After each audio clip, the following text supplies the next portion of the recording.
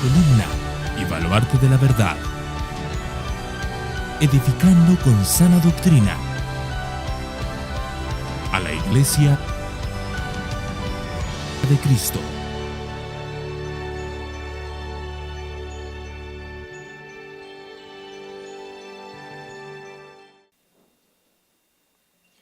Segunda carta de Pablo a Timoteo, capítulo 2, versículos 8 al 10. Y dice así la palabra del Señor: Acuérdate de Jesucristo, resucitado de entre los muertos, descendiente de David, conforme a mi evangelio, por el cual sufro penalidades, hasta el encarcelamiento como un malhechor, pero la palabra de Dios no está presa. Por tanto, todo lo soporto por amor a los escogidos, para que también ellos obtengan la salvación que está en Cristo Jesús, y con ella gloria eterna. Padre, háblanos a través de tu palabra en esta tarde. Edifica nuestras vidas a través de la Escritura. Mueve nuestros corazones a una entrega mayor a ti. Haznos entender, Señor, estas palabras y saber que no son solo palabras que debe vivir Pablo, sino palabras que deben servir para vivirlas todos nosotros. Edifícanos, Señor. Habla lo profundo de nuestros corazones y que no se quede solamente, Señor, en conceptos que aprendemos, sino en enseñanzas que marquen nuestra vida. Que tu Santo Espíritu traiga la convicción necesaria para que no seamos solo oidores de tu palabra, sino hacedores de ella. Te pido que me uses para hablar a tu pueblo una tarde más, y te lo pido en el nombre de Jesús. Amén, amén y amén. Hermanos, a modo de introducción, me gustaría simplemente recordar lo que hasta hoy Pablo ha venido diciendo a Timoteo. Pablo ha estado enseñando a Timoteo que el ministerio va a ser una carrera de fondo, un trabajo, una vida bastante solitaria en muchas ocasiones. Y no solo solitaria, sino llena de sufrimientos, llena de dolores, llena de persecuciones. Pablo no ha pintado una escena fácil y sencilla para Timoteo. Pablo no ha mostrado el ministerio como algo tan atractivo para que todo el mundo diga, no, yo quiero ser pastor, yo quiero entregarme, sino que presenta una realidad muy dura, la realidad del cristianismo de aquella época, pero también la realidad en cierta manera del cristianismo de hoy, y especialmente de aquellos que sirven al Señor. Pero Pablo no solo le ha dicho eso, sino que le dio ciertas instrucciones que ilustró con 3 ejemplos. La semana pasada los veíamos, recuerdan, le hablaba de ser como un soldado.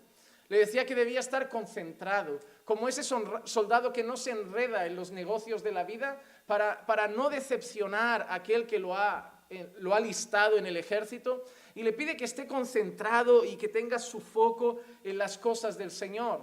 En segundo lugar, usa otro ejemplo, y es el ejemplo de un atleta. Y Pablo le dice a Timoteo que así como debe estar concentrado como un soldado, también debe jugar según las normas. Pablo le recuerda que un atleta que no compite según las normas acaba quedando descalificado. Y Pablo le recuerda a Timoteo que él también debe competir según las normas, que él también debe vivir conforme a la voluntad del Señor, cumplir las normas que Dios ha establecido. Y recordamos incluso también algún pasaje en el que Pablo había dicho que así como un atleta se abstenía de muchas cosas, el creyente también se tiene que abstener de muchas para correr bien la carrera que tenemos por delante. Y en tercer lugar, Pablo da el ejemplo de un labrador, de una persona que trabaja el campo, que siembra y luego cosecha. Y ahí Pablo le enseña a Timoteo que debe ser una persona trabajadora, esforzada, para nada perezosa, pero también le da una palabra de ánimo. Él va a disfrutar del fruto que va a tener su trabajo, que apuntaba posiblemente a la vida de las personas que iban a conocer al Señor y la edificación que iba a tener la iglesia después de que Timoteo hiciera todo lo que tenía que hacer. Y ahora Pablo parece que cambia la perspectiva un poco del discurso y le dice algo a Timoteo que a simple vista puede parecer un tanto extraño, porque cuando lees esa frase lo es una frase rara en sí, por lo que dice, por la instrucción que da, porque parece una instrucción ilógica. Y vamos entonces a nuestro versículo de hoy, al versículo 8, al primero, donde leemos esto: acuérdate de Jesucristo, resucitado de entre los muertos, descendiente de David, conforme a mi evangelio, conforme a mi evangelio. Así que Pablo empieza diciéndole a Timoteo algo raro: acuérdate de Jesús. Acuérdate de Jesús. Cuando uno lee eso, acuérdate de, parece que hay la tendencia a olvidarse, a no pensar en algo, y por eso parece que Pablo hace un llamado a recordarlo. Y Pablo le está diciendo que se acuerde de Timoteo, de Jesús, y especialmente menciona dos cosas: su resurrección y su descendencia humana. Así que lo primero que Pablo está haciendo es decirle a Timoteo eso: acuérdate de Jesucristo. Acuérdate que ha resucitado de entre los muertos. Acuérdate que es descendiente de David y que todo eso es conforme a mi evangelio. Hermanos, lo raro no es que Pablo le diga a Timoteo que se acuerde de Jesucristo. Lo más extraño es que no es la primera vez en la Biblia que se manda a alguien a acordarse de Jesús. El propio Jesús pide a sus discípulos que en unas ciertas ocasiones determinadas lo recuerden a Él. Miren, por ejemplo, Lucas capítulo 22 y versículo 19. Y habiendo tomado pan, después de haber dado gracias, lo partió y les dio, diciendo: este es mi cuerpo que por vosotros es dado. Haced esto en memoria de mí. Haced esto en memoria de mí. Estas palabras las vemos también en Pablo a los Corintios. Es el texto que solemos leer cuando celebramos la cena del Señor. Porque la noche que el Señor Jesús fue entregado, tomó pan y habiéndolo partido, lo dijo: tomad, comed, este es mi cuerpo que es partido por vosotros, haced esto en memoria de mí. Asimismo tomó la copa después de haber cenado, diciendo: esta copa es el nuevo pacto en mi sangre, haced esto todas las veces que bebáis en memoria de mí. Porque todas las veces que comierais este pan o bebierais esta copa, la muerte del Señor proclamáis hasta que Él venga. Pero vemos las dos indicaciones: haced esto en memoria de mí. Mi pregunta es: ¿necesitamos comer el pan para acordarnos de Jesús? No. ¿Necesitamos beber de la copa para acordarnos de Jesús? ¿Acaso tú te has olvidado hoy de Jesús? ¿Acaso mañana nos olvidaremos de Jesús? ¿Acaso es necesario tener una cruz de madera con un Cristo dibujado para acordarnos de Jesús? ¿Acaso es necesario tener una imagen, un dibujo para acordarnos de Jesús? No. Este texto no quiere decir que Timoteo se haya olvidado de Jesús. Ese texto no quiere decir, cuando Jesús habla a los discípulos, que los discípulos se iban a olvidar de Jesús y era necesario hacer algo para que se acordaran de Él. Lo que Pablo le está queriendo decir a Timoteo, lo que Jesús está queriendo que hagan los discípulos, es que constantemente refresquemos la memoria de lo que Jesús ha hecho por nosotros. Lo que Pablo le está diciendo a Timoteo es que recuerde el evangelio. Lo que Jesús quiere que recordemos nosotros es su muerte, es su sangre, es la obra gloriosa del evangelio. No olvidamos a Jesús. No nos olvidamos de nuestro Señor, ni por la mañana, ni por la tarde, ni por la noche. Está siempre presente en nuestras vidas y siempre lo estará. Cristo llegó a nosotros para ser el centro y lo será siempre. Y nunca vamos a olvidarnos de Jesús. Pero Pablo, así como Jesús, quiere que estemos recordando la obra de Cristo. ¿Por qué? ¿Qué le acababa de decir Pablo a Timoteo antes? Que la vida cristiana tendrá sufrimientos, que a veces estarás solo, que a veces habrá momentos duros. Y es ahí donde Pablo quiere que Timoteo recuerde a Jesús. Timoteo, recuerda por lo que sufrimos. Recuerda que nosotros sufrimos por el evangelio. Recuerda que sufrimos por la causa de Cristo. Recuerda a Jesucristo, por Él vale la pena sufrir. Recuerda que estos sufrimientos son temporales, que Él ha muerto, pero ha resucitado y nosotros resucitaremos con Él. Recuerda a Jesucristo, porque así encontrarás gozo. Recuerda a Jesucristo, porque así encontrarás paz. Recuerda a Jesucristo, porque así encontrarás fuerzas. No es que nos olvidemos de Jesús, pero recordar el Evangelio nos recuerda lo amados que somos, lo pecadores que somos, pero también la gracia que hemos recibido. Hermano, no necesitamos nuevos mensajes para renovar nuestra relación con Dios. Lo mejor que hay para renovar nuestra relación con Dios es volver a predicarnos cada día el mensaje del Evangelio. Era un pecador que caminaba hacia el infierno y Jesús pagó por mis pecados. Jesús murió por mí. Por amor a mí el Señor entregó a su Hijo y Él murió por mis pecados, pero al tercer día resucitó. Y ahora que yo he creído en Él es la garantía de que yo un día también resucitaré para tener un cuerpo glorificado. Y eso, cuando llegan las pruebas, me hace ver que esto es pasajero. Y cuando llega el sufrimiento me hace ver que todo esto es temporal. Y tener el gozo de creer y recordar el Evangelio me recuerda que aunque me maten en esta tierra, un día resucitaré porque Cristo ha resucitado. No es que nos olvidemos de Jesús, pero muchas veces no recordamos el Evangelio tanto como deberíamos. Cuando nosotros, por ejemplo, flaqueamos en la fe y damos un poco de lugar a la carne, ¿qué nos vuelve a levantar? Recordar que murieron por nuestros pecados. Cuando nosotros nos sentimos solos, un poco desamparados, quizá menos amados, ¿qué nos hace sentirnos otra vez amados hasta lo sumo? Recordar que murieron por nuestros pecados. Y Pablo le está diciendo a Timoteo eso. Timoteo, van a haber momentos de soledad, van a haber momentos de sufrimiento. Esto es una guerra, Timoteo. Así que donde vas a encontrar fuerzas para seguir adelante es recordando lo que Jesús ha hecho por nosotros. Y nada de lo que sufras, Timoteo, se puede comparar a lo que Él ha sufrido.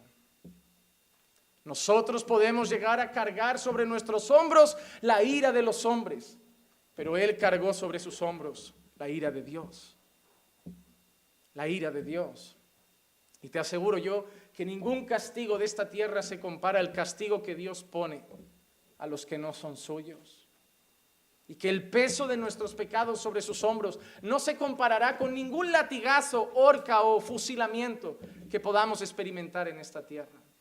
Recordar a Jesucristo y recordar su Evangelio nos da fuerzas para seguir adelante. Y eso es lo que Pablo quiere que Timoteo haga. Así que nos damos cuenta que Pablo muestra a Timoteo los sufrimientos por la causa de Cristo, pero siempre van acompañados del gozo que Cristo nos da en medio de los sufrimientos. No es una historia solo oscura, porque vamos a sufrir, porque vamos a padecer, porque nos vamos a quedar solos. Jesús le decía lo mismo a sus discípulos, pero al final Jesús le decía, pero yo estaré con vosotros todos los días.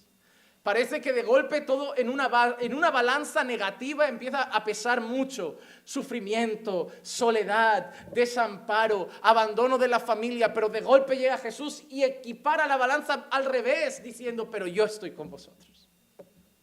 Y eso es lo que Pablo le está diciendo a Timoteo. Está diciendo, Timoteo, sufrimientos, persecución, cárcel, pero recuerda a Jesucristo. Recuerda a Jesucristo. Y le dice una serie de cosas importantes que debe recordar. En primer lugar, que es descendiente de David. Que es descendiente de David. Pero ¿por qué esas? ¿Por qué de todo lo que podía haber dicho de Jesús, dice esas dos? Porque las dos significan algo muy importante en quién es Jesús. La primera cosa, recuerda que es descendiente de David. Cuando nosotros leemos Lucas capítulo 1, versículos 32 y 33, leemos esto. Este será grande y será llamado Hijo del Altísimo, y el Señor Dios le dará el trono de su padre David, y reinará sobre la casa de Jacob para siempre, y su reino no tendrá fin. Y su reino no tendrá fin. Así que en primer lugar le recuerda su descendencia. Pero en esa descendencia en particular dice que desciende de David. Para recordar, Timoteo, que estamos hablando de aquel de quien los profetas hablaron. Timoteo, estamos hablando de aquel que los profetas anunciaron, del amado, del anunciado, del deseado de las naciones, de aquel que vendría del linaje de David y que su reino no tendría fin. Timoteo, estamos hablando del Mesías. Estamos hablando del Mesías, porque ser descendiente de David era una de las muchas profecías mesiánicas que se cumplieron en la persona de Jesús. Así que en primer lugar le está diciendo Timoteo, recuerda a Jesucristo, nuestro Mesías. Nuestro Mesías, el que desde tiempos antiguos los profetas han estado anunciando año tras año, usados por Dios, dando profecías de cómo vendría, de cómo nacería, de cómo viviría y de qué descendiente sería. Y esto lo vemos en Jesús.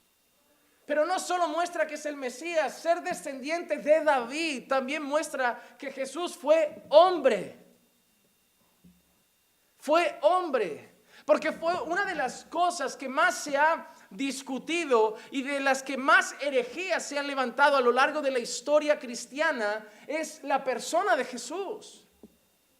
Muchos han dicho que era totalmente Dios, pero no era hombre. Incluso han argumentado que era una especie de fantasma, que realmente no tenía un cuerpo material como el nuestro. Otros han argumentado que fue un hombre enviado por Dios, pero que no era Dios. Que no era Dios, que era un hombre enviado por Dios.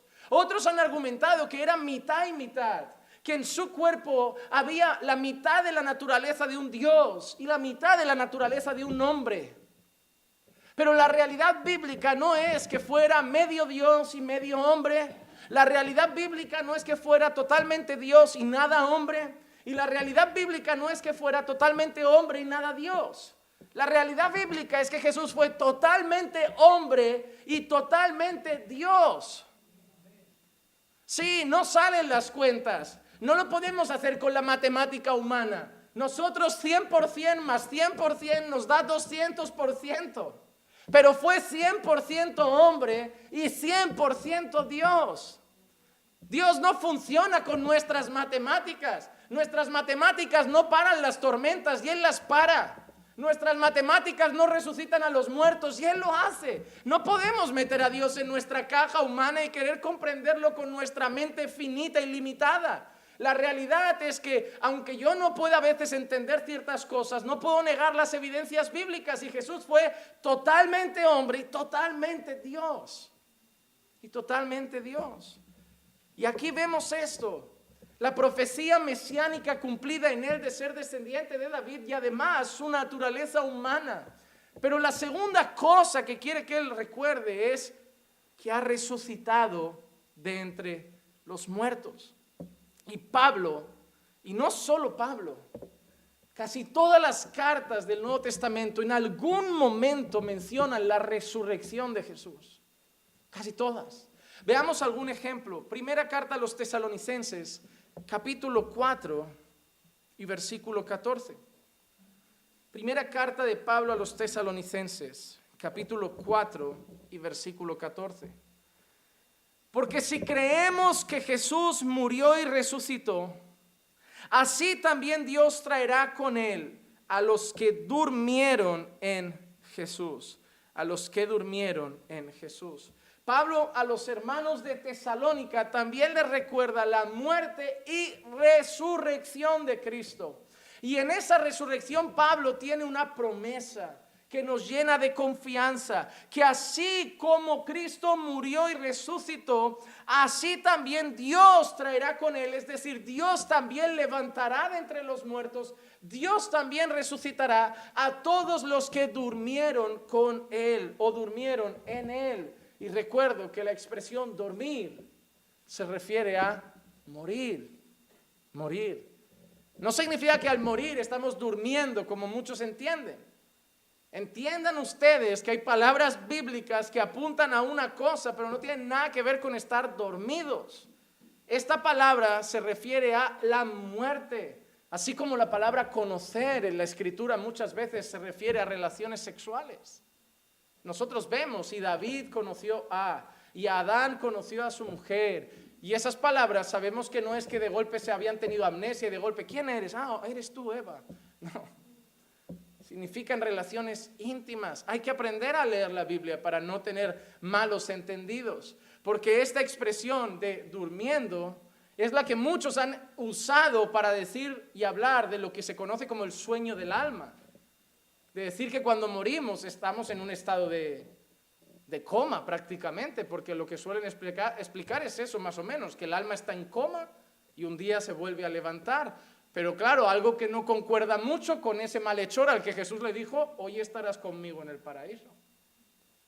Ellos le dan la vuelta y dicen, ya, pero es que para él sería como hoy, pero realmente estaría dormido. Le digo, a ver, Jesús le ha dicho hoy, tú no le des la vuelta a la tortilla.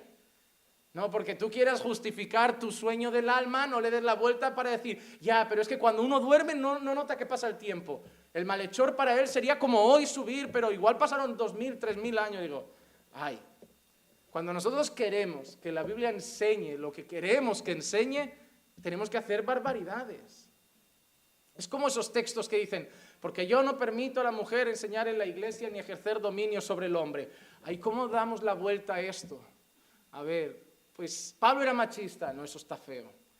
Pues es que en aquella época había mujeres que se sublevaban y Pablo lo puso por unas mujeres que habían en esa iglesia que habían tomado una autoridad que no le... Y yo digo, ¿de dónde ha sacado eso? Pero es que tengo que justificarlo porque si no voy a tener que aceptar que eso sirve para nosotros. ¿No ves? Hermano, nuestro deber no es hacer que la Biblia enseñe lo que queremos que enseñe. Nuestro deber es enseñar lo que la Biblia dice. Y a veces el problema es leer la Biblia con nuestras ideas ya hechas. Al final la vamos a leer a nuestra manera, y debemos tener mucho cuidado. Pero Pablo está enseñando a los hermanos de Tesalónica una cosa sumamente importante. Y es que Jesucristo haya resucitado es la garantía de que nosotros resucitaremos. Hermanos, si Jesús no hubiera resucitado, tú y yo no estaríamos hoy aquí. Porque no tendríamos esperanza. Si Él mismo no venció la muerte, ¿qué venceremos nosotros? Si Él mismo no resucita, ¿qué haremos nosotros? Nosotros nos espera eso ya. Pero nuestra esperanza está en la resurrección de Cristo. Fue el primero y luego iremos nosotros. Hermano, todo lo que basas tu vida cristiana tiene que ver con la resurrección de Jesús. Sin la resurrección de Jesús, tu vida cristiana carece de fundamento. Y siempre lo diré, ese es el hecho por el cual, si leen el libro del caso de Cristo de Lee Strobel, o vean la película, siempre es bueno, ¿no? ¿Ha salido la peli? Sí, hay peli, entonces vean la peli para los que no les guste leer. Es una buena película el caso de Cristo, es buena.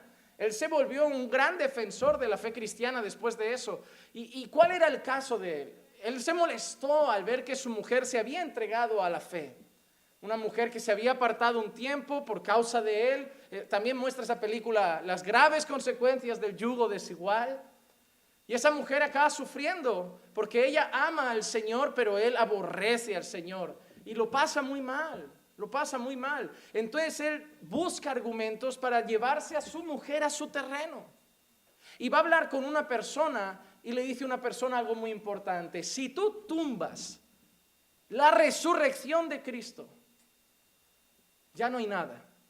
Porque la fe de ellos parte de eso, que resucitó. Porque morir han muerto muchos. Porque crucificados han sido muchos.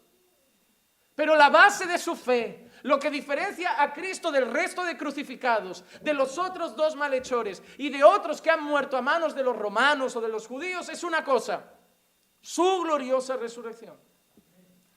Y él empieza a investigar, va a médicos, a científicos, a que le intenten justificar que eso fue una patraña y cómo podemos averiguar que eso no fue verdad. Y se acaba convirtiendo al Señor. Porque acaba siendo convencido él. Buscando refutarlo, al final le acaba convenciendo el Señor de que Él resucitó. Y una vez él asimila la resurrección de Cristo, acaba siendo después un fervoroso creyente que hasta hoy defiende la fe ante muchos ateos. Es su especialidad. Él no es pastor así, él no es maestro de quizá lo que estamos haciendo hoy, pero él se dedica a enseñar sobre todo hablar con personas no creyentes, porque él fue un feroz enemigo de la fe cristiana. Porque toda nuestra fe está basada en la resurrección de Cristo. Si Jesús no hubiera resucitado, la gente hubiera dicho que no era el Mesías. Si Jesús no hubiera resucitado, la gente hubiera dicho, ¿veis? Dios no estaba con él. Si Jesús no hubiera resucitado, hubieran dicho, ¿ves? Otro hombre más que es vencido por la muerte. Pero la resurrección lo cambió todo. Miren, hasta el apóstol Pedro relaciona la resurrección de Cristo con algo que muchas veces no lo relacionamos. Primera de Pedro, capítulo 1 y versículo 3. Bendito sea el Dios y Padre de nuestro Señor Jesucristo, que según su gran misericordia nos ha hecho nacer de nuevo a una esperanza viva mediante la resurrección de Jesucristo de entre los muertos. ¿Ves lo que está diciendo Pedro? ¿Con qué está uniendo ahora la resurrección? Que nos ha hecho nacer de nuevo. Hermano, nuestro nuevo nacimiento también tiene como base la resurrección de Jesús. Si Jesús no hubiera resucitado, nadie hubiera sido regenerado, justificado, nadie hubiera nacido de nuevo, nadie hubiera sido salvo. Todo tiene como base la resurrección de Cristo. Sin resurrección no hay salvación, no hay justificación, no hay regeneración, nuevo nacimiento, no hay santificación, no hay gloria eterna, no hay futura resurrección. Pero la verdad es que Cristo sí resucitó y entonces sí tenemos esperanza. Y Pablo le está diciendo a Timoteo, acuérdate que era totalmente hombre, que era el Mesías, pero que es el Señor de la vida y el Señor de la muerte. Él es Dios, Él ha vencido la muerte, Él está vivo, Él reina. Y si Él resucitó, nosotros también resucitaremos. ¿Y quién no va a la guerra con fuerza con esas palabras? ¿Quién no va a la guerra con fuerza? Cuando tú mandas a un soldado a la guerra, no le dices, creo que es nuestro último día. Tú imagínate alistándote para la guerra y el que está delante, que va delante tuyo, te dice, os habéis despedido de vuestras mujeres, le habéis dado un beso a vuestros hijos, esto pinta mal. ¿Con qué fuerza vas a pelear? Hermano, cuando vemos, a mí son las películas que me suelen gustar, aunque a veces son un poco sangrientas, pero normalmente películas de guerra, hasta los ejércitos más pequeños van como si se fueran a comer al grande, si el del discurso del principio es bueno. Yo cuando veo la película de Braveheart, por ejemplo, y veo a ese Mel Gibson pintado, diciendo, van a morir todos. Pero qué discurso, ¿verdad? Qué discurso. Hasta yo me ponía a luchar con los escoceses. Todas las películas, aunque acaben en masacre, van como si fueran a ganar. Todo por las palabras que les dan antes. Y Pablo lo sabe. Si Pablo le dice a Timoteo, Timoteo, qué bueno que Dios te haya llamado al ministerio, pero te vas a quedar solo, te van a odiar, te van a abandonar, te van a encarcelar, te van a pegar. Si Pablo acaba con ese tono, Timoteo dice, yo desisto, yo lo dejo. Pero Pablo empieza así, con la mala noticia del ministerio, pero poniendo los ojos en el Cristo resucitado. Y Timoteo sale armado diciendo, que venga lo que quiera, que me abandone quien quiera, que se levante quien quiera, pero yo voy porque mi Cristo ha resucitado. Cuando los chicos salen, ese domingo me gozaba al ver a los hermanos predicar en las calles del Arco del Triunfo, ver el ánimo que tienen, ver su valentía en el metro y en las plazas, ver ese coraje. Yo temblaba hasta cuando pasó ese coche de policía y yo, que no pare. Y gracias a Dios pasó de largo, pero de verdad que ahí en mi corazón, si no iba a 200 por hora era poco. Pero Dios fue bueno. Eso me sirvió para ver que quién es el sinvergüenza que dice que en España no se puede evangelizar. Quien no lo hace es porque no quiere. La policía pasó por ahí, un hermano estaba evangelizando a voz alta y pasaron. Obviamente si le pararan a él tenían que parar a todos los que estaban haciendo algo en esa plaza. No lo van a hacer. Es libertad que hasta hoy la tenemos. No sabemos el año que viene. Pero ¿cuál es la fuerza al salir a evangelizar? El evangelio. Que Cristo ha resucitado, que Cristo está vivo, que Cristo sigue salvando pecadores y que Cristo es el que los rescata, el que llega a ellos y el que los transformará. Cuando vemos la iglesia, el trabajo que conlleva una iglesia para un pastor es súper difícil. Tú te ves un ser tan pequeñito, tan insignificante, con un grupo de personas cada vez más grande y tú dices, Señor, ¿qué hago con todo esto? Cuando eran 20 podía a lo mejor, pero que ya no son 20, ni son 100, ni son 150, que la cosa no para. ¿Y qué nos hace seguir proclamando, seguir enseñando, seguir anunciando que Cristo ha resucitado? La obra es suya, Él es el buen pastor, es Él el maestro, es el Señor, Él va adelante, Él ya ha vencido. Y entonces cogemos fuerzas y vamos a la batalla. Y vamos a la batalla. Y Pablo dice que ese es su evangelio. Ese es su evangelio, que Dios mismo se hizo hombre, descendiente de David. Vivió una vida perfecta por nosotros. Vivió una vida de obediencia y rectitud perfecta ante el Padre. Su comida era hacer la voluntad del Padre. Y que murió por nuestros pecados. Que cargó sobre sus hombros la ira que debía caer sobre nosotros. Y fue sepultado, pero al tercer día resucitó. Y esa es nuestra esperanza, que nuestro Cristo ya no sigue colgado en esa cruz, que nuestro Cristo no está con huesos secos o un puñado de polvo ya en su sepulcro, que nuestro Cristo está vivo y está a la diestra del Padre y sigue cuidando a sus discípulos. Así que Pablo empieza diciéndole a Timoteo, acuérdate de eso. Y ya verás cómo enfrentas las luchas diferente. Muchos de vosotros, y traigo una aplicación a vuestra vida, muchos de vosotros estáis tristes y abatidos muchas veces porque no recordáis la obra de Jesús. Solamente queréis que se acabe el problema, que mejore la situación para encontraros mejor, pero hay cosas que vosotros no elegís, hay situaciones que no dependen de vosotros.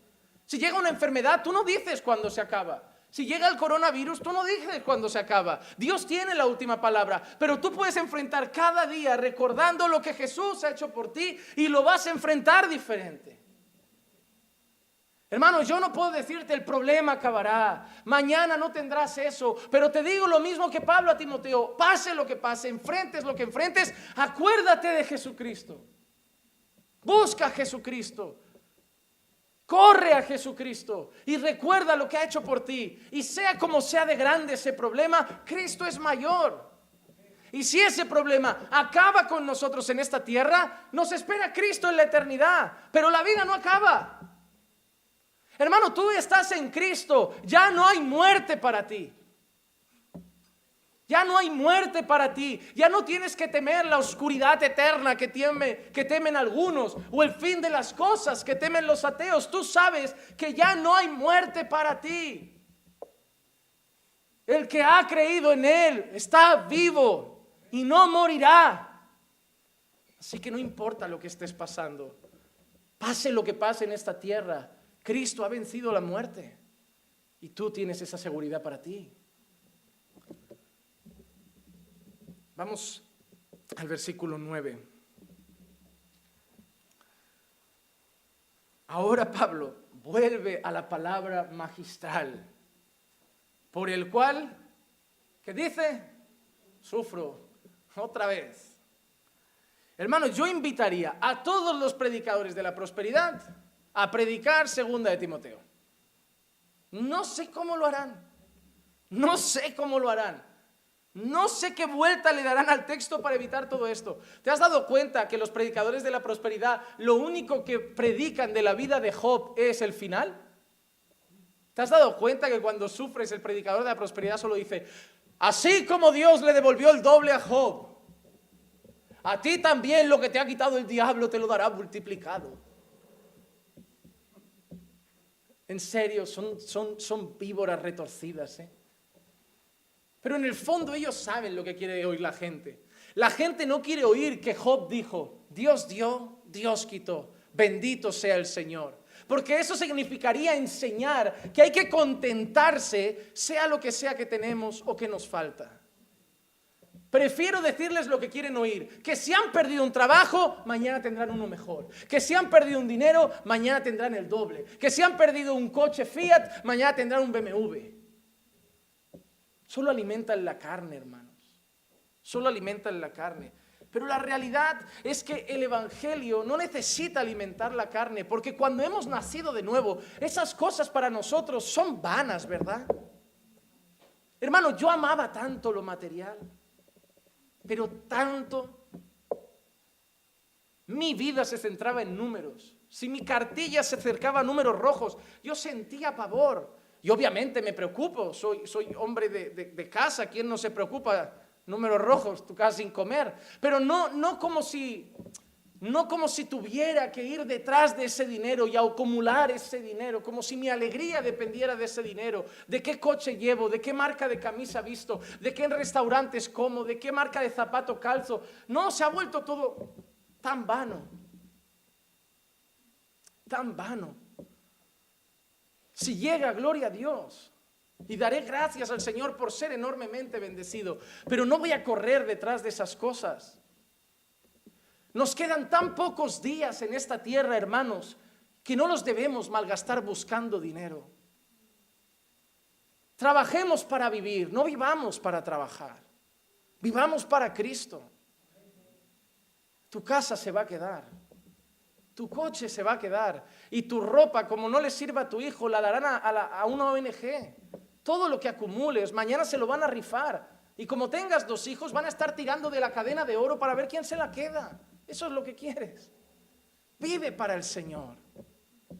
Que nos da mucho, bien. Que vivimos con lo justo, bien. Pero vivamos para Él. Y eso es lo que pasa aquí. Los sufrimientos, pues está bien, suframos. Eso es lo que nos tocó, nos tocó. ¿Saben quién se queja del sufrimiento? El que cree que no lo merece. Pero cuando entendemos que merecemos el infierno, cualquier sufrimiento es poco. Por eso hay que recordar el evangelio. Porque el evangelio me recuerda lo amado que soy, pero también lo que yo merecía. Ay, Señor, ¿por qué esto? ¿Por qué, hijo? Piensa en lo que te he librado, no en lo que estás pasando. Y ya verás cómo te olvidas un poco del problema. Cierra tus ojos por un instante y deja de mirar tu problema y piensa del problema que te he librado en la eternidad. Esto es el paraíso. Por eso nos debemos acordar de él. El versículo 9 dice, por el cual sufro penalidades, hasta el encarcelamiento como un malhechor, pero la palabra de Dios no está presa. Así que Pablo empieza a decir que ¿por qué sufre penalidades? Por el evangelio, por Jesucristo. Él sufre penalidades. Le vuelve a recordar a Timoteo otra vez algo que va a estar presente en su vida: el sufrimiento, las pruebas, las dificultades. Y Pablo las sufre por el evangelio. Y las sufre, dice, como un malhechor. Hasta el encarcelamiento como un malhechor. Esa palabra malhechor es la misma que aparece en Lucas 23, capítulo 23, versículo 32 y 33. Y llevaban también a otros 2 que eran malhechores para ser muertos con él. Cuando llegaron al lugar llamado La Calavera, crucificaron allí a Jesús y a los malhechores, uno a la derecha y otro a la izquierda. Pablo dice que por causa del evangelio sufre el encarcelamiento como un malhechor. Pablo no solo dice que sufre, sino que además Pablo dice que lo tratan como el peor de los criminales. Pablo dice que lo tratan como si hubiera sido un asesino, un enemigo del imperio, como si fuera el peor de la sociedad, que mereciera esa cruz de verdad, como esos 2 hombres. Pablo dice que sufre injustamente, que lo tratan como si fuera el enemigo de la sociedad y del país, cuando él no ha hecho nada. Y en otra carta del Nuevo Testamento, otro apóstol, nos recuerda eso también, que seremos tratados como si fuéramos realmente malhechores, injustamente. ¿Saben qué le está diciendo Pablo? Que por causa del Evangelio vamos hasta sufrir sin haber hecho nada malo. Hermano, un día estaremos en la cárcel por causa de Jesús. Y estaremos allí viendo que hay políticos corruptos en sus tribunales, en sus tribunas, traficantes en sus mansiones. Y nosotros lo único que habremos hecho será decir, Jesús es el Señor. Y nos tratarán como si fuéramos la peor calaña de la sociedad. Eso es lo que Pablo está diciendo. Nos van a tratar como si fuéramos el peor de los criminales sin haber hecho nada. Sin haber hecho nada. Hermanos, yo lo voy a decir toda esta carta. ¿Estáis dispuestos a eso? ¿Estáis dispuestos a eso por Jesús? ¿Estáis dispuestos a eso? Va a llegar el día, hermano. Va a llegar el día en que vais a quedaros sin amigos. Un día en que os vais a tener que plantar y decir, o soy fiel a Jesús o fiel a mis amigos, pero uno va a tener que salir decepcionado conmigo. Y espero que elijas que la decepción caiga sobre tus amigos, pero no decepcionar a Jesús. Chicas jóvenes que van al instituto o a la universidad, difícilmente vais a hacer amigas en la universidad. Amigas de este mundo con 18 a 21 años, ¿para qué? Para que os digan qué. Ven esta noche, hoy me lié con 2, ayer con 3, hoy con 4 a la vez. ¿Qué te van a enseñar? Te van a querer llevar a sus fiestas, a que tontees con los muchachos. Y tú vas a tener que elegir decepcionar a esa sociedad en la que te están criando y en la que estudias o decepcionar a Jesús. Y espero que elijas decepcionar a los amigos. Pastor, ¿qué nos va a tocar? ¿Ser los marginados del instituto? ¿Los marginados de la universidad? Muchas veces sí. Muchas veces sí. Y en el trabajo. Los chistes que harán los compañeros de los que no te podrás reír porque ofenden a Jesús. Las conversaciones que tendrán en los descansos en las que no podrás participar porque ofenden a Jesús. Te va a tocar. O volverte un camaleón disimulando entre ellos, o plantarte y quedarte solo. Y claro, te empezarán a llevar el que se cree mejor, el que se cree mayor que otros, más bueno que otros, el perfecto, el religioso, el fanático, y tendrás que elegir que te carguen con todo eso y estar solo y soportarlo, o relajarte, agradarles y saber que Dios no está tan agradado. No, que nos dejen solos. Voy a la universidad para sacarme una carrera, no para hacer amigos. Voy al instituto para aprender, no para hacer los amigos de toda la vida. Para mí, un amigo que vaya a ser mi amigo hoy tiene que tener un requisito: o ama a Jesús o no seremos amigos. Un teólogo lo dijo una vez: no puedes tener una amistad íntima con alguien que no tiene amistad con Dios.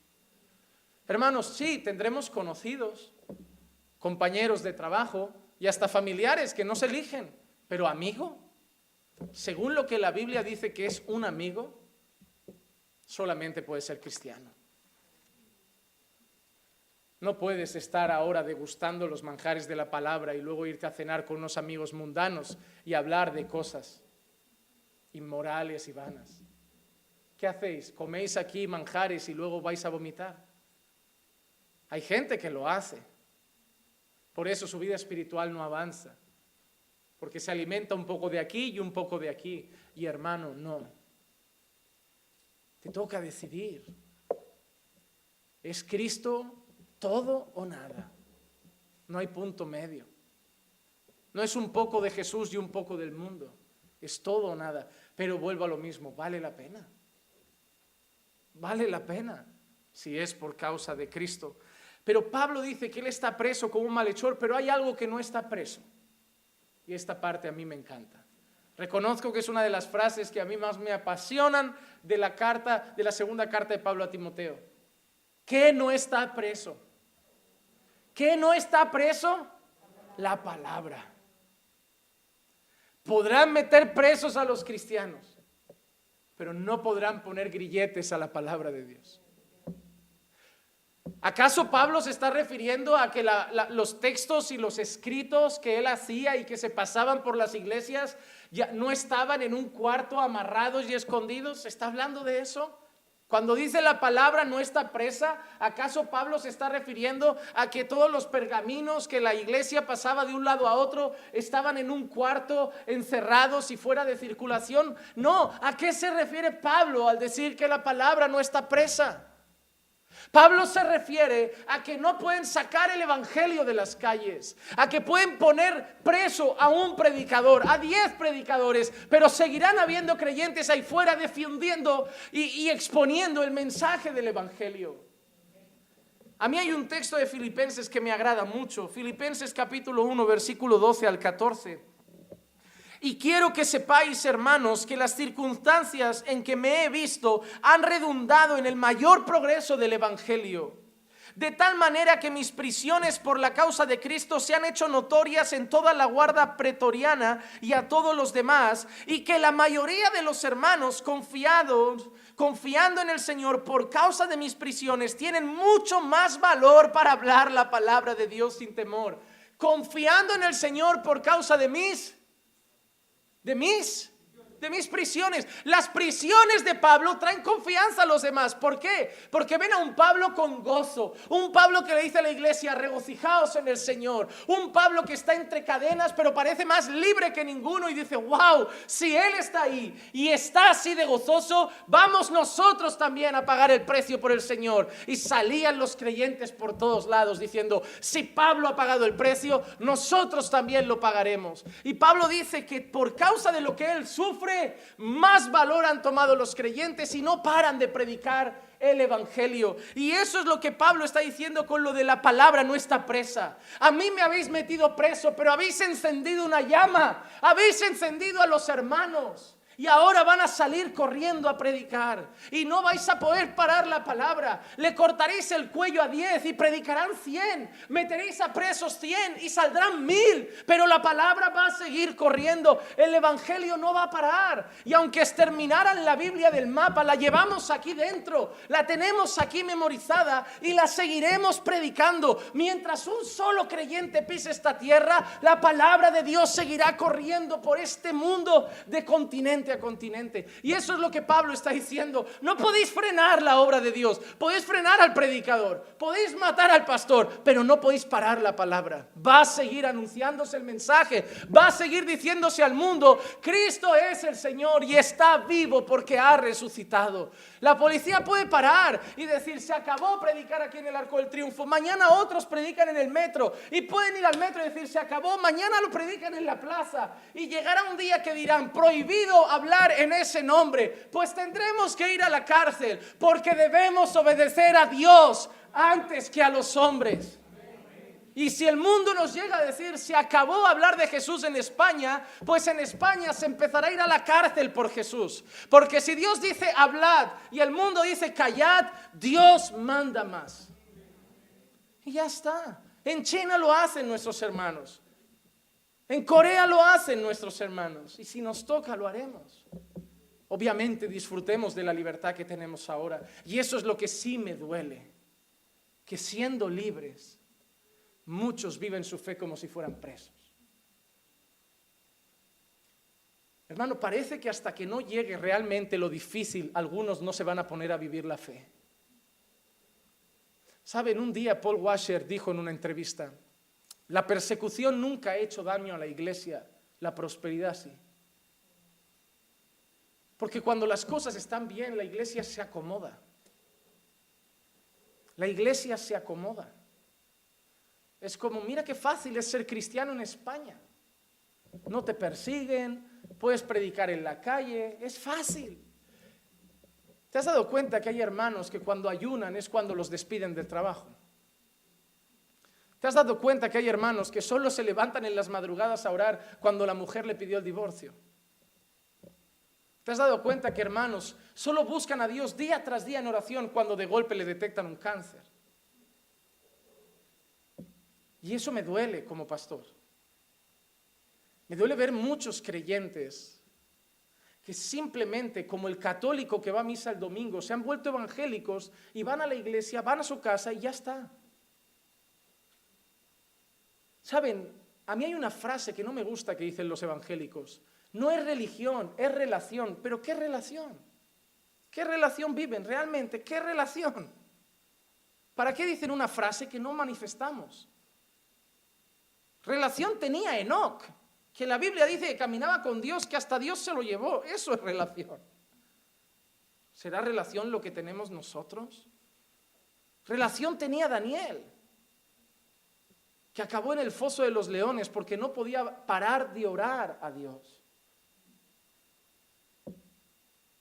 Relación tenía José, que tenía una mujer delante rica, de dinero, y que a lo mejor era atractiva, que podía haber inventado mil excusas para decir me provocó, me obligó, me puso contra la pared, y al final no pude hacer otra cosa porque era la jefa, era la patrona.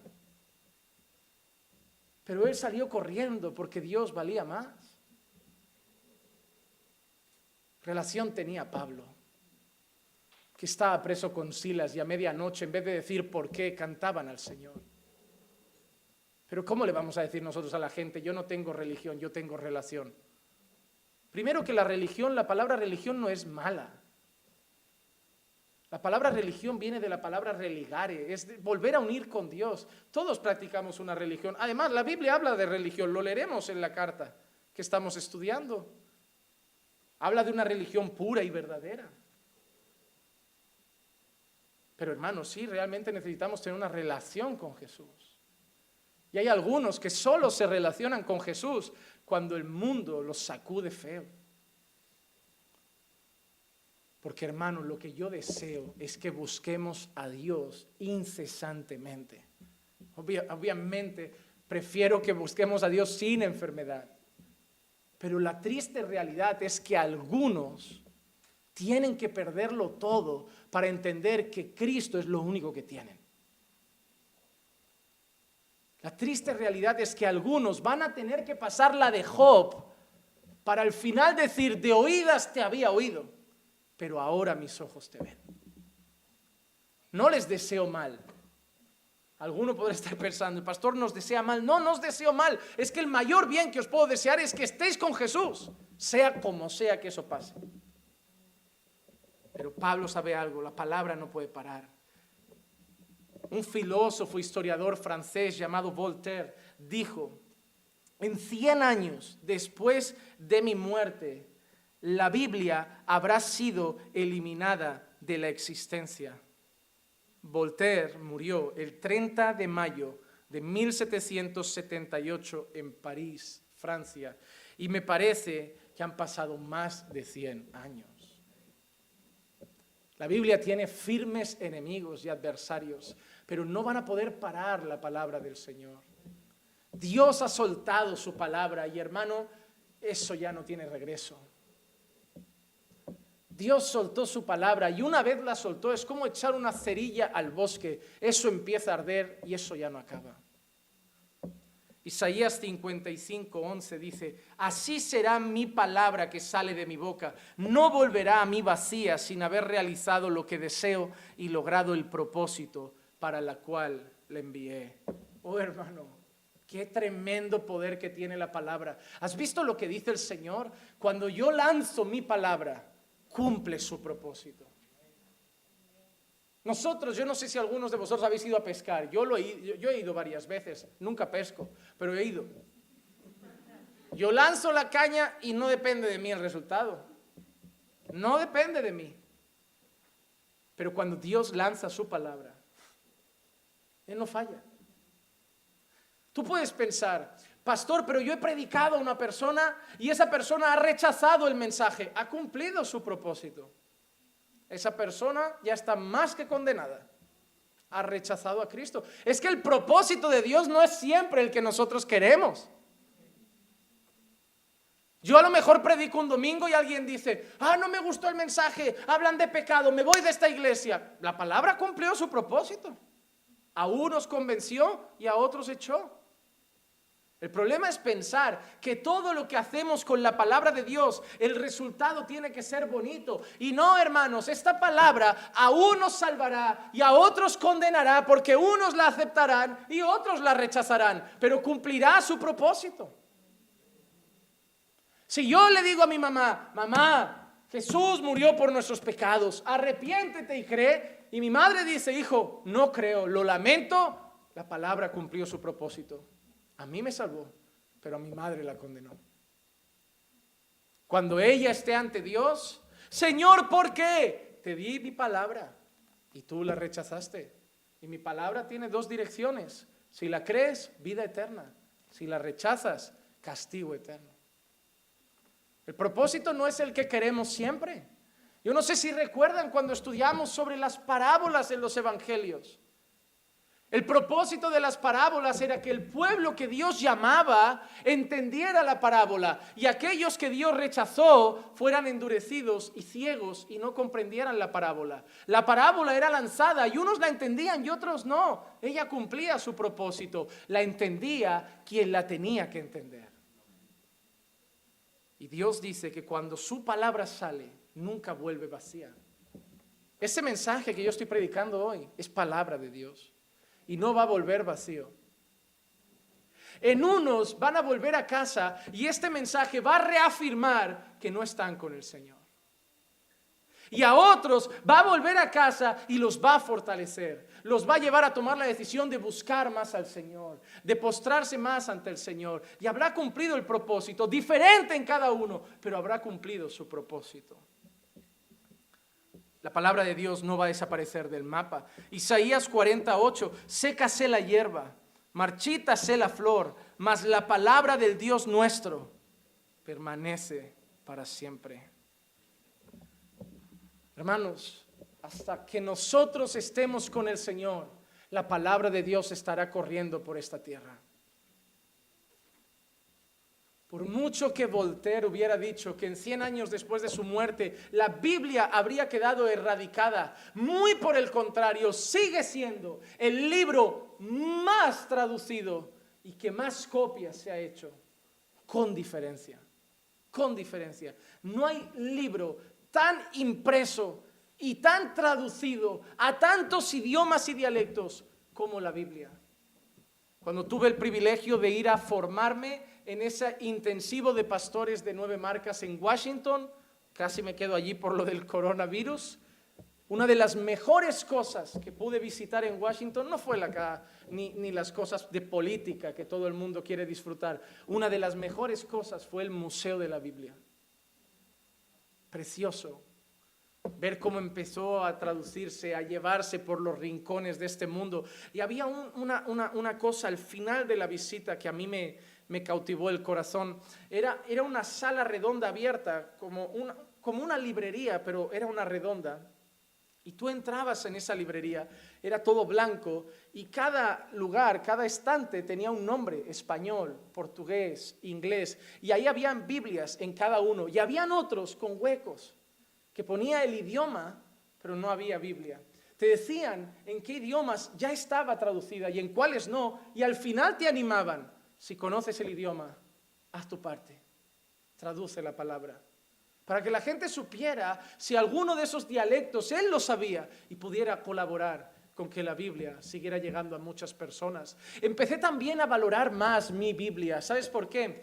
Porque pasamos por otra zona donde enseñaban cómo se imprimía la Biblia entonces. Antiguamente, con las primeras imprentas, eran planchas. Se hacía una plancha de metal con relieve del texto escrito, se mojaba en tinta, se ponía el papel y se prensaba y te daban la hoja con Isaías 40. Y yo digo, ¿qué trabajo para un folio? Y yo tengo esto a veces criando polvo en casa. No, hermanos, yo salí de allí abrazado a mi Biblia diciendo: yo no te suelto. Tú eres mía para siempre. Yo la quiero. No, hermanos, ¿saben qué? Yo soy de esas personas. Yo tengo una en el coche, una en el despacho, una en en todos lados. en casa que falte de todo. Hermano, que falte el pan, que falte el azúcar, que falte la sal, pero que no falte su palabra. Pero no en el estante, ¿eh? No abierta en la entrada en el Salmo 91, como si eso protegiera la casa. Que estén destrozadas, hermanos, que estén pintadas de tanto usarlas.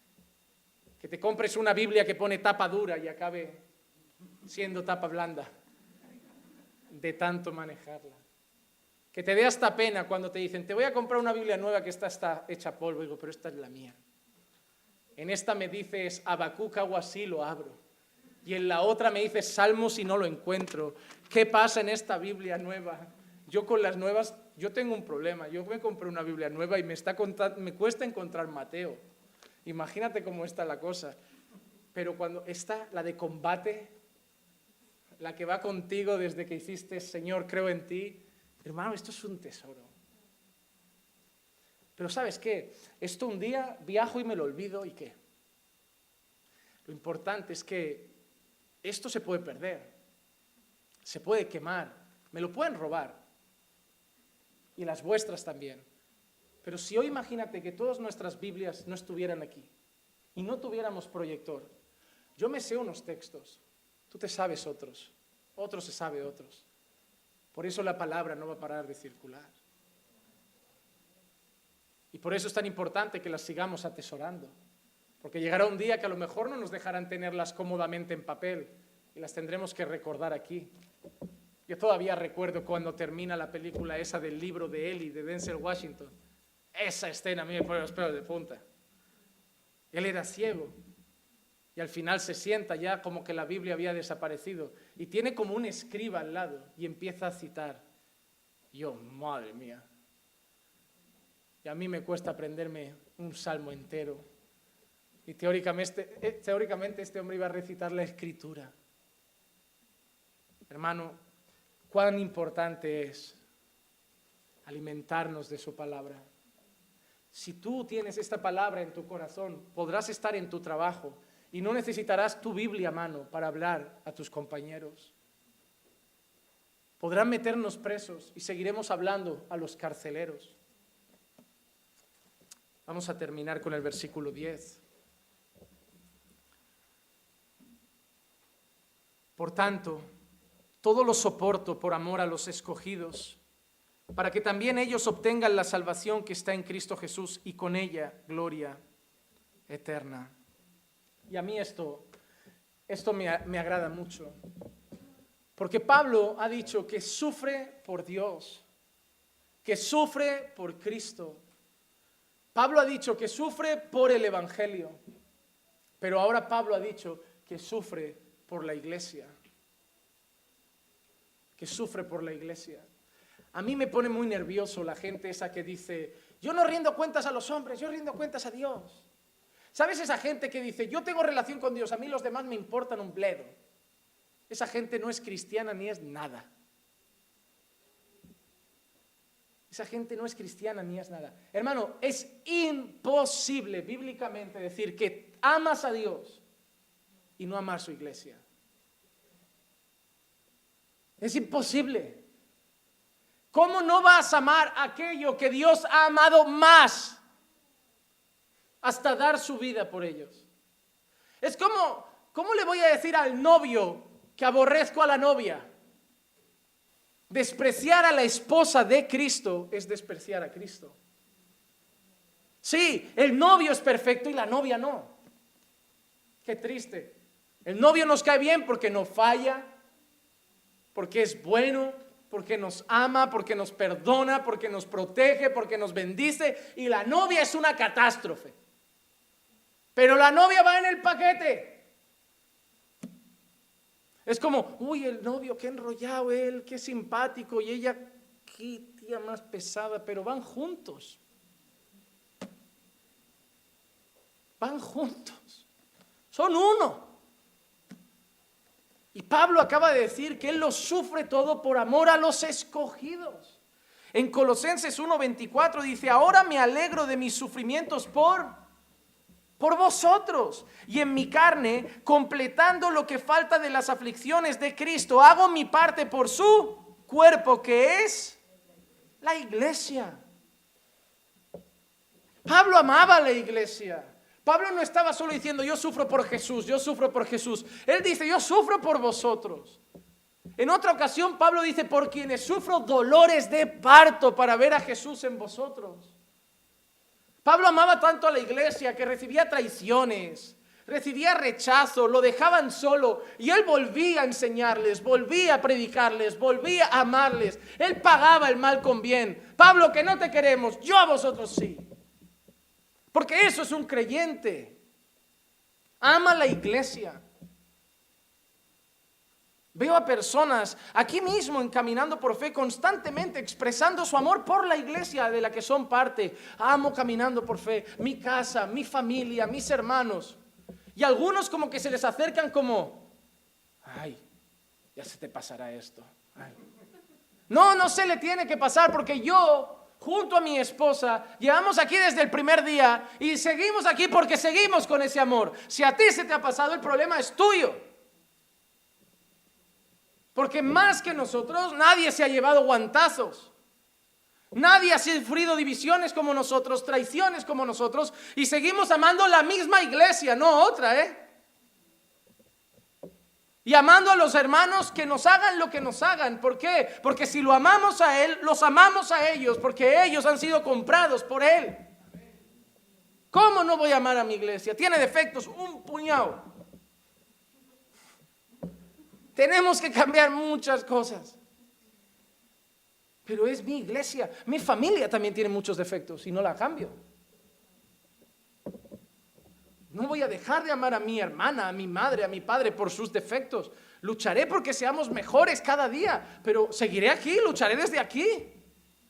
No hay nada más necio que pensar, me voy a otro sitio, he ido a otro sitio y me han tratado súper bien. Claro, eres el nuevo. Ya verás el año que viene. Cuando seas uno más. Es así, hermano. Es así. Si Dios no nos lleva a otro sitio, yo aquí me enterráis. Vosotros no, los más pequeños. O sea, yo soy joven todavía. Pero es aquí, hermano. Es aquí donde veremos, no sé, a lo mejor a Sael predicando un día. ¿Por qué no? Dándome una palmadita en la espalda y diciéndome a Sael, siéntate que ya toca la próxima generación. Yo lo miraré y le diré, está bien, pero arregla mi jubilación. ¿Por qué no? Y disfrutar de cómo la próxima generación sube y los que estamos ahora con 30, 35, estamos sentados con un garrote en la mano, canas, y disfrutando de decir, ¿te acuerdas cómo le estaban en el culto? Que había que llevárselos a otra sala. Y ahora está ahí predicando. Y lloraremos un día tomando un café porque habremos enterrado ya unos pocos y recordando los buenos ratos que pasamos en el campamento y ahora ya no están porque partieron con el Señor.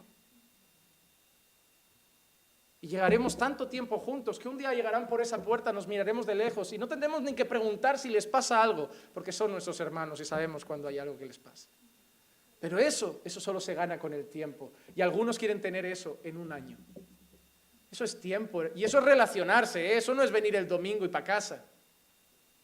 Eso no es favoritismos, eso es que cuanto más tiempo juntos, más nos conocemos. Yo puedo estar predicando, miro a mi mujer y en un momento pienso, en el coche algo me va a decir. Solo con la mirada y con mascarilla, ¿eh? Eso solo pasa en los matrimonios. No digo que haya visto algo, pero cuando conoces a las personas es así. Hay hermanos que están haciendo algo por ahí, yo de lejos miro y ya hacen así como, ay, no le gustó. Como cuando un padre te mira y tú has hecho el tonto. Eso es buena señal, eso es que nos conocemos. Pero eso también es una garantía de que cuando me vayan a operar habrá alguien a mi lado. De que cuando yo esté enfermo alguien me acompañará. Y de que cuando nos pongan presos iremos juntos a la cárcel. Hay que amar a la iglesia, hay que amar a la iglesia. Yo quiero concluir con Juan 15, versículo 12 y 13. Este es mi mandamiento, que os améis los unos a los otros, así como yo os he amado. Nadie tiene un amor mayor que este, que uno dé su vida por sus amigos. Y me parece que Pablo lo tenía claro, porque Pablo dio literalmente su vida. Estamos estudiando la segunda carta a Timoteo, es la última carta de Pablo donde va a dar su vida por causa del Evangelio y también por causa de la iglesia. Hermanos, que recordemos el Evangelio de Jesucristo, que recordemos el poder de la palabra que no está presa y que amemos a nuestros hermanos. Que sigamos de esa religión que han creado muchos evangélicos también, de vengo, me congrego y me voy, y empecemos a entender que eso no es la iglesia, eso es ir al culto, pero ser parte de la iglesia es mucho más. Ser parte de la iglesia es llamar y decir, hermano, ¿estás bien? No te veo.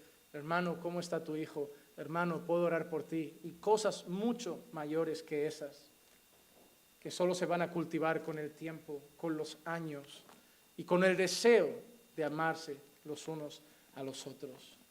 El ejemplo nos lo dejó Jesús, lo hemos visto en Pablo, ahora nos toca darlo a nosotros también. Vamos a orar. Padre, te damos gracias por tu palabra. Gracias, Señor, por este evangelio que nos ha salvado. Gracias, Señor, por la gloriosa resurrección que nos hace confiar que nosotros también resucitaremos mañana. Gracias, Señor, porque en ese evangelio descansamos y somos fortalecidos. En ese evangelio estamos seguros y confiados. Te pido, Señor, que nos ayudes a ver también el poder de tu palabra, que nunca va a estar presa, y a crecer en amor los unos por los otros, pero un amor sincero, un amor real, un amor fraternal, un amor de respeto. Que todo lo que hemos hablado hoy, Señor, dé fruto en el corazón de mis hermanos, aunque yo tengo la certeza que tu palabra cumplirá tu propósito.